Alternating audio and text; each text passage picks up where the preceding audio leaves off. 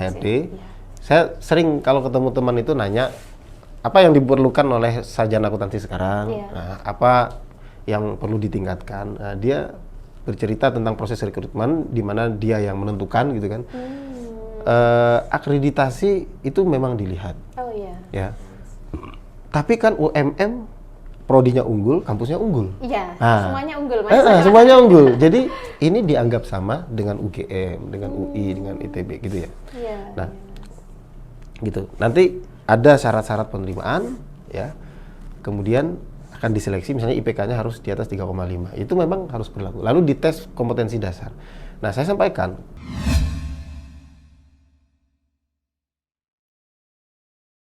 gimana Mas rasanya berkarir jadi dosen, Mas?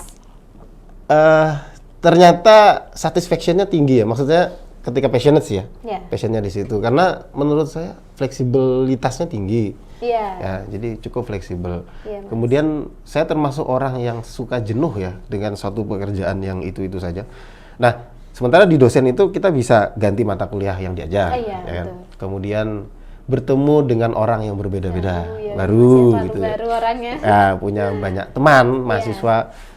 Jadi yang sudah lulus 2017 yang lalu kemarin kontak saya ketika ada acara atau apa gitu kan, event apa.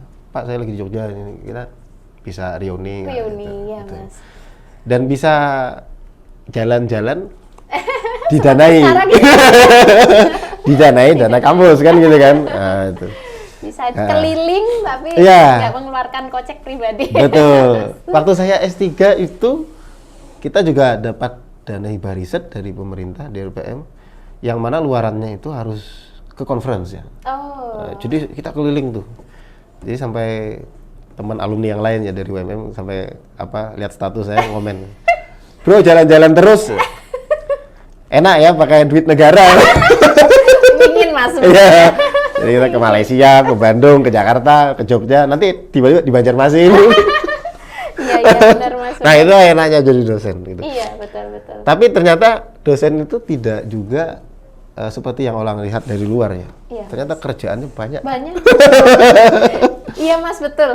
Tapi dijalani aja lah. Iya. Mungkin kalau orang lihat kan hanya mau ngajar. Cuma ngajar, gitu. Terus nanti iya. kalau mahasiswa libur ikut libur. Gitu. Gitu. Ya, pandangan dari luar. Nah, Mas kan Mas Hafiz sudah terlanjur nyemplung di dosen nih, Mas. Berarti kan konsekuensinya yang seperti mungkin ayah Mas Hafiz bilang bahwa kalau sudah dijalani itu maka harus diselesaikan kan Ya, gitu ya Mas. betul. Berarti ini konsekuensinya menjadi dosen adalah untuk bisa mencapai jabatan fungsional tertinggi yaitu guru besar kan harus S3 ya Mas. Ya. Dan sekarang Mas Hafiz ini sedang menempuh S3 di University Malaya di Oh, Malaysia ya oke, Mas ya. alhamdulillah. Apa Mas dulu motivasinya untuk studi ke Malaysia kok nggak di dalam negeri aja Mas? Yang pertama kebijakan dari UMY. Jadi dosen muda di bawah 40 tahun itu tidak boleh di dalam negeri. Tidak boleh dalam ya, negeri. kecuali kedokteran. Kalau saya tidak kedokteran salah. boleh Ya, kan, ya? kedokteran boleh. Nah, kemudian yang kedua sebenarnya ada tawaran beberapa itu ya. Belanda, Spanyol, Taiwan, Iya. dan negara ASEAN gitu. Iya. Nah, istri saya nggak mau saya jauh-jauh. Iya Mas. Ketika ini saya lempar ke orang tua saya, istri nggak mau jauh-jauh, Iya. gitu kan. Sementara dia kalau diajak juga nggak mau. Oh, nggak mau juga Mas. Karena anak saya banyak. Sekolah soalnya Repot, kan ya. Mas ya juga. Jadi singkat cerita ke Malaysia. Nah, kebetulan bapak itu alumni University Malaya. Oh, ayahnya Mas Hafiz. Ayah saya itu double degree Master of Education di Malaysia, kemudian 1 semester di Amerika. Oh, wow, Ya. keren Mas, Ya, keren. beliau begitu. Nah, jadi ketika saya tanya, Bah, saya manggilnya Abah ya, Iya. Bah, ini ke Malaysia aja gimana? Oh iya bagus, kan saya juga ada nenek di Malaysia, sepupu nenek. Oh, masih ada saudara. Masih ada Mas ya? saudara, dan paman saya dosen di International Islamic University of Malaysia di Fakultas Hukum. Oh, Ya. iya. Ada namanya Dr. Ahmad, itu pamannya orang Mas Banjarmasin Hafiz. itu. Ya. Nah, itu orang paman saya. Iya. Nah, saya sudah putuskan ke Malaysia. Dan kalau saya tanya Malaysia Iya, ke Mas. bapak saya, pastilah dia sebut yang paling bagus alma mater dia kan. Ah, iya. Saya pernah bilang, apa ke USM apa UKM aja, Bah? apa enggak, wah kamu UM aja. Yang paling top UM gitu ya, sudah. Iya, Mas. Akhirnya ke UM. Nah, dan UM-nya sendiri kan memberikan batasan juga. Iya, Mas. Tidak semua kampus Malaysia itu diizinkan. Iya. Nah, jadi rekomendasi kampus yang pertama kalau Malaysia adalah UM. Kemudian USM, UQM. Nah, ya sudah saya bismillah ke UM. Dan saya mulai mengontak supervisor saya itu 2016. 2016 ya, Mas? 2016. Mas masuk S3 tahun berapa itu, Mas? Tahun 2018. Berarti sudah 2 tahun ya, Mas ya? 2 tahun. Sebenarnya saya diminta join ke UM itu 2017. Tapi karena saya ketua panitia dari International Conference di tahun 2018, nah itu saya minta postponement dulu. Oke, penundaan. Penundaan sampai selesai saya jadi ketua panitia, lalu saya berangkat ke University Malaya dan alhamdulillah ini tinggal nunggu seminar hasil dan ujian akhir. Mohon doanya. Amin ya Allah. Mas Hafiz Nggak kerasa. PhD. Amin. Ini Mas, ini bagi saya adik-adiknya Mas Hafiz, mungkin dosen-dosen muda yang lain, Mas, kalau boleh tahu gimana sih Mas rasanya studi PhD atau S3? Ya, saya beruntung, saya harus bilang, saya beruntung kuliah di S2 di UGM ya, di Gajah Mada.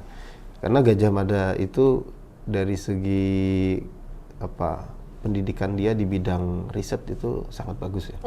Khususnya MSc ya, waktu saya kuliah tuh MSc. Ada 2 akuntansi, MSc, Master of Science, dan Master of Accounting ya, MSc. Nah, MSc itu sangat kuat. Nah, ketika saya join di University Malaya, itu tugasnya tidak lebih berat daripada Universitas Gajah Mada menurut saya. Iya. Ya. Padahal itu masih S2 ya, Mas ya? Iya. Tapi tugasnya udah. Ya. Tapi itu sebenarnya membentuk sekali kita dalam, kalau mau jadi dosen ya, itu sangat bagus ya. Iya, Mas. Nah, tipsnya di luar negeri itu sebenarnya, kalau Malaysia menurut saya ya relatif sama ya dengan di Indonesia. Tapi memang ketika PhD, kunci yang paling utama itu adalah satu, banyak baca. Nah, memang harus banyak baca. Iqra, Mas ya? Iqra. Harus banyak baca. Yang kedua, harus banyak teman. Oh, relasi. Relasi, karena justru yang kita cari dari kuliah di luar negeri itu relasi. Sebenarnya ya. Dan kita bisa berdiskusi supaya kita nggak terlalu stres lah. Yang itu. Yang kedua itu, saya di Malaysia itu sibuk main sama ke rumah keluarga. Ya. Disuruh bapak tuh temui nenek, temui paman. Terus ada keluarga saya di Malaysia mantenan, nikah, datang saya. Iya, Mas. itu kerjaan. Banyak keluarga ya Mas soalnya di Malaysia. Ya, alhamdulillah masih banyak. Nah, kemudian yang ketiga ini, PhD itu menurut saya adalah seni bernegosiasi dengan supervisor dan examiners. Ya. Nah, dalam menentukan kampus sebenarnya yang paling utama itu kecocokan kita dengan supervisor. Itu yang paling penting. Ya. Banyak cerita dari kawan kuliah di kampus, mohon maaf, rankingnya memang bagus misalnya, tapi dia tidak klop dengan supervisor. Ada banyak kejadian kayak gitu, Mas? Iya, ada banyak kejadian. Lalu akhirnya PhD-nya gagal, gitu. Nah, ini yang harus kita pertimbangkan. Jadi sebenarnya kalau mau S3 itu riset interest kita apa, cari supervisor yang sejalan, maupun paradigmanya kuantitatif kah, kualitatif kah, lalu kita jalani gitu ya. Nah, in case misalnya banyak masukan dari dosen lain, dari teman-teman, karena kita juga banyak diskusi dengan mereka kan. Tadi ya Mas ya, relasi. Tetap supervisor tuh yang pertama. Jangan main-main. Saya Mas Dewa itu semua. Ya itu, jadi itu tipsnya ya. Jadi banyak baca, banyak relasi, dan apa tadi supervisor tuh yang paling penting diutamakan, dan yang dicari itu supervisor. Mas, berarti di tahun 2016 Mas Hafiz itu menemukan supervisor itu caranya gimana, Mas? Apa menelusur dari rekam jejak penulisannya atau seperti apa, Mas Hafiz? Saya cek di Google Scholar pertama dulu. Saat itu, Mas. Public Sector Accounting, ya, orang Malaysia. Dan ternyata muncul beliau, dan beliau ternyata memang cukup terkenal di Malaysia. Jadi di UM itu yang expert di public sector accounting, saya bidangnya public sector accounting itu beliau, dan satu lagi audit di sektor publik itu ya juga supervisor saya yang kedua. Gitu. Ada berapa supervisor, Mas? Ada 2 kalau Dua ya, Mas, ya. Yang pertama itu Prof. Zakiyah Saleh itu dengan Prof. Hasida Abu Hasan itu. Dan yang uniknya adalah Kalau kita belajar public sector accounting, ada buku karangan Rowan Jones, Prof. Rowan Jones sama Maurice Pendlebury. Oh, saya pernah dengar itu, Mas. Itu biasanya dipakai di Indonesia. Oh. Ya. Nah, supervisor saya itu bimbingannya Maurice Pendlebury Oh, yang dari Cardiff. Oh, gitu, Ya. Mas. Nah, Rowan Jones itu pengujinya supervisor saya. Supervisor. Jadi dengkotnya public sector accounting Iya. di era tahun 2000-an ini itu guru-gurunya dari supervisor saya. Makanya kata Pak Rusdi Akbar UGM itu, saya ceritakan itu, wah berarti kamu nih cucunya Maurice Pendlebury. Betul, Mas. Nah, waktu saya join ke UM, yang menariknya apa Mbak Firda?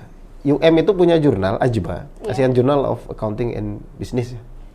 Itu jurnal Scopus pertama saya. Oh. Waktu saya submit 2016. Iya, Mas. Ya, terbit 2018. Ya. Waktu terbit, kemudian saya berangkat S3. Oh, saat Terbitnya itu. mungkin bulan Juni. Iya. Saya berangkat S3 tuh masih ingat 30 Agustus 2018. Oh. Nah, besoknya tuh Independence Days-nya Amerika lagi Malaysia. Iya, Mas. Habis itu saya janjian ketemu sama Prof. Zakia. Iya. Habis itu Prof. Zakia ngomong gini ya. Setelah ngobrol-ngobrol, beliau ngomong gini, "Fis, kamu tahu nggak editor yang handle naskahmu di AJBA?" Saya sudah bisa It's me. menebak.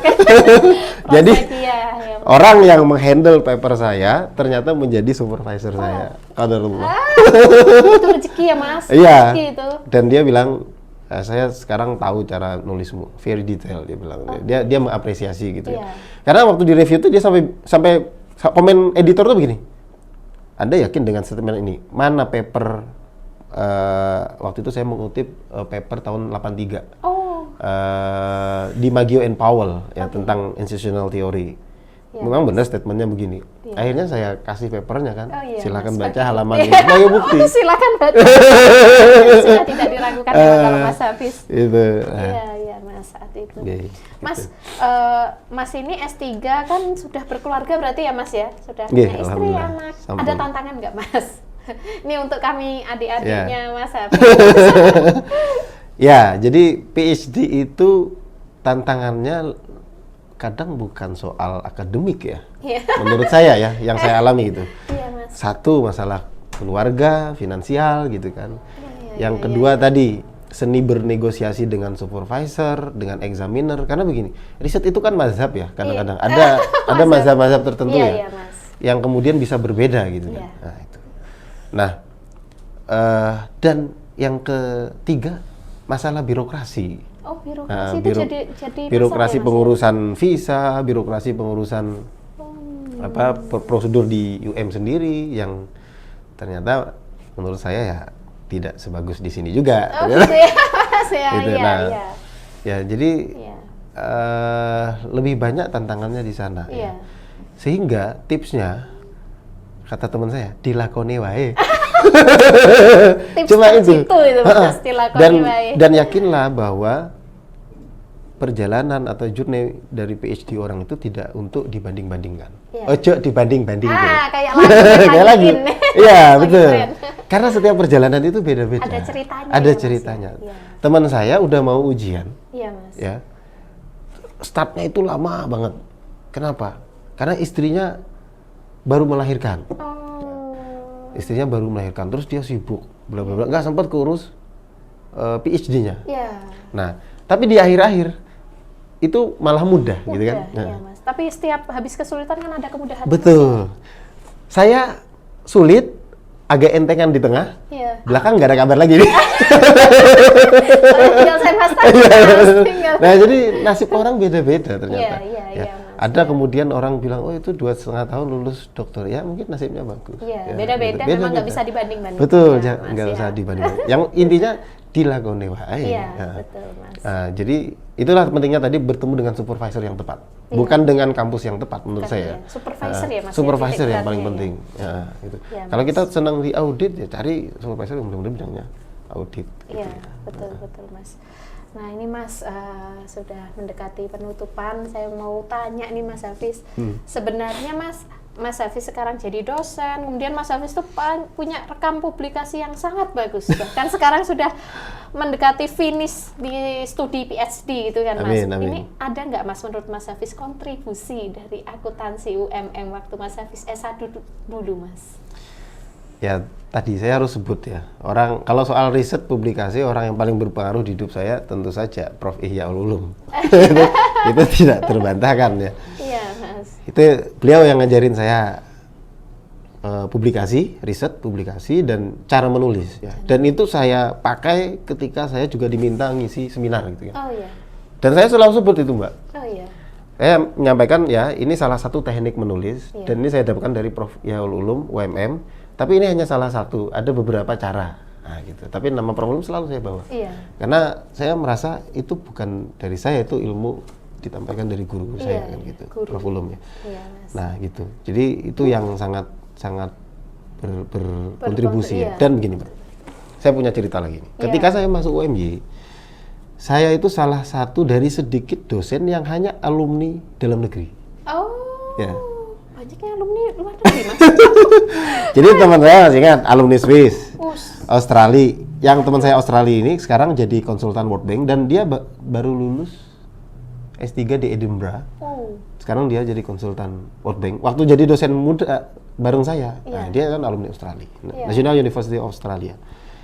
Australia, kemudian Malaysia gitu kan. Saya dari dalam negeri tuh saya mendengar ada semacam selentingan, oh ini cuma dalam negeri gitu, dari dosen yang senior gitu kan, yang ya walaupun orang itu sekarang jadi sahabat saya juga di sana ya, tapi waktu itu dia, oh yang ini cuma dalam negeri gitu ya. Ketika saya yang dikenalkan gitu, saya berpikir kemudian agak tersinggung kan, tapi mungkin bukan salah mereka juga ya, dan saya mungkin waktu itu curhat ya sama Prof. Ulum ya. Oh, saat itu sempat curhat Mas. Curhat sama Prof. Ulum, Prof, gini-gini gitu kan. Iya. Prof. Ulum dengan gaya beliau kan. Dosen itu, Fis, yang dilihat itu setelah lulus, Fis, bukan dari mana dia lulus. Gitu kan. Iya, Mas. Itu banyak misalnya orang lulusannya dari mana-mana, ya tapi setelah lulus nggak ngapa-ngapain. Dosen itu, kata Prof. Ulum, ya, saya masih ingat ya, kewajibannya 3, Fis. Pengajaran, ya itu ngajari wong, gitu kan, nulis buku berarti juga. Nah, yang kedua penelitian dan harus sampai publikasi. Kata beliau. Yang ketiga pengabdian masyarakat dari hasil tulisan kita, dari hasil riset kita, kata Prof. Ulum. Nah, karena kita di Muhammadiyah kita catur dharma. Iya. Nah, ada satu tambahan. Ada satu tambahan dakwah Islamiyah, kata Prof. Ulum. Nah, kamu fokus di situ aja, katanya. Dosen itu nanti kinerjanya diukur dari sana. Nah, wes kita nulis buku. Waktu saya curhat itu langsung nulis buku. Itu. Iya, langsung ini buka SP, kamu follow up jadi versi terbaru direvisi. Jadilah buku akuntansi sektor publik yang dalam kurung sektor itu. Oh iya, ya kan? Terbit gitu. tahun 2016. Iya, Mas. Saya masuk UMY 2015, dikenalkan, saya minder, Iya. jadi buku 2016. Iya. Nah, itu kemudian menjadi salah satu karya kami yang banyak dikutip. Oh iya. Dan bahkan dipakai di 4 kampus ya. Oh. Nah, dan itu meningkatkan citasi. Dan ternyata sekarang zaman berubah. Orang lihat dosen tuh jadi citasi ya. Iya, betul. Betul, Mas. Dan itu yang ternyata yang mengangkat marwah kita. Marwahnya dosen. Dan dosen yang tadi bilang, oh cuma dalam negeri. Iya. Itu sekarang orangnya sedang S3 di dalam negeri. Oh. Nah, dan kemarin minta tolong kita untuk mengoreksi riset modelnya. Ya, saya tahu juga. Iya Mas, ya siap. Jadi ya ternyata begitulah. Iya memang. Kehidupan. Iya nggak boleh justifikasi orang memang Mas.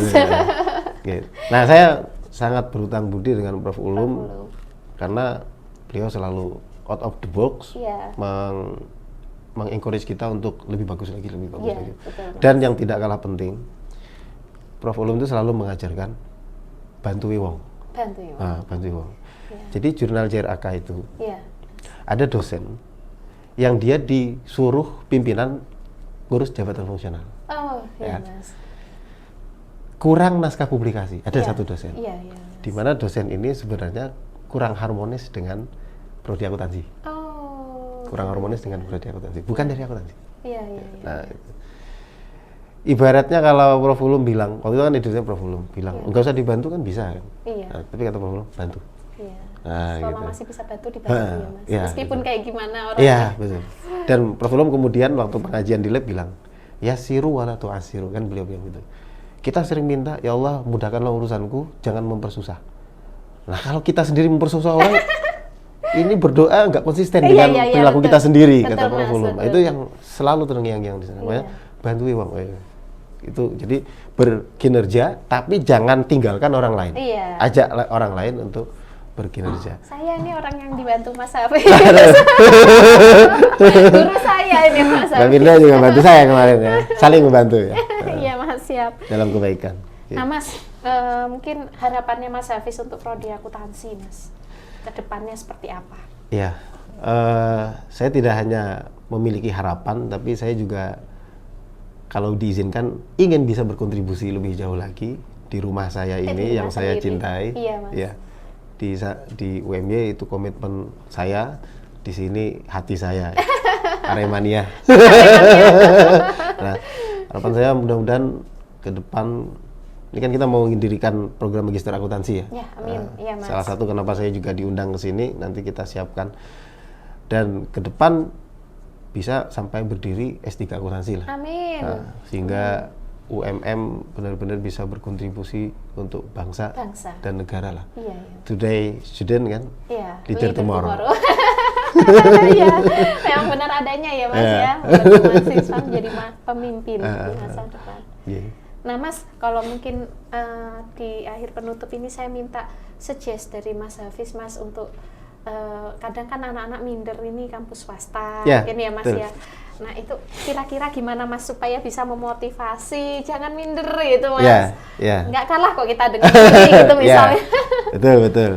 Kemarin saya ngisi masalah itu, materi itu maksud saya di kelas kemarin ya. Karena kadang kampus swasta sering menjadi persepsi mediocre ya, gitu dari kepada kampus negeri karena gedungnya yang kalah gede misalnya dan lain-lain gitu ya.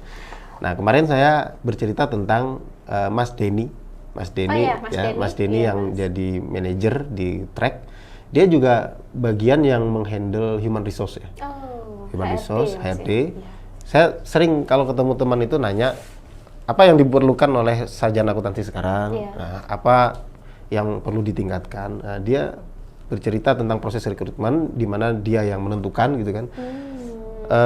Akreditasi itu memang dilihat. Ya. Tapi kan UMM prodinya unggul, kampusnya unggul. Iya, semuanya unggul Mas. Semuanya unggul. Jadi ini dianggap sama dengan UGM, dengan UI, dengan ITB gitu ya. Nah, gitu. Nanti ada syarat-syarat penerimaan ya. Kemudian akan diseleksi misalnya IPK-nya harus di atas 3,5. Itu memang harus berlaku. Lalu dites kompetensi dasar. Nah, saya sampaikan yang sebenarnya itu dari Mas Denny tadi ya.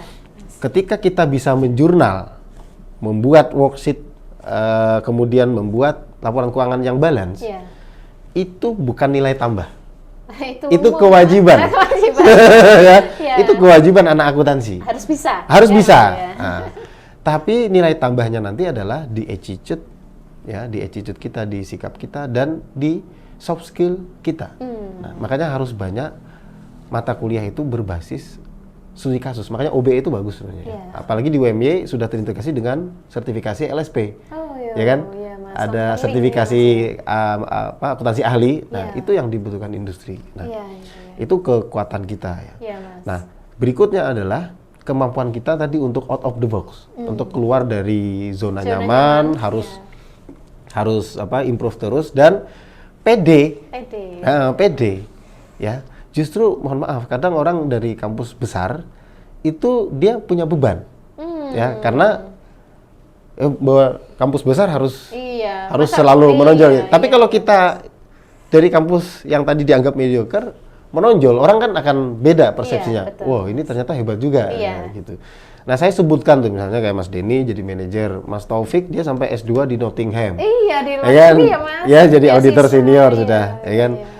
Mbak Nadia Sely sempat di bagian anggaran di KAI. Dan kita masih banyak lagi alumni. Nih Mas Wiwit di yang tadi saya sebut ya. Manajer Wika. Sorry Mas Wiwit ya. Manajer Wika.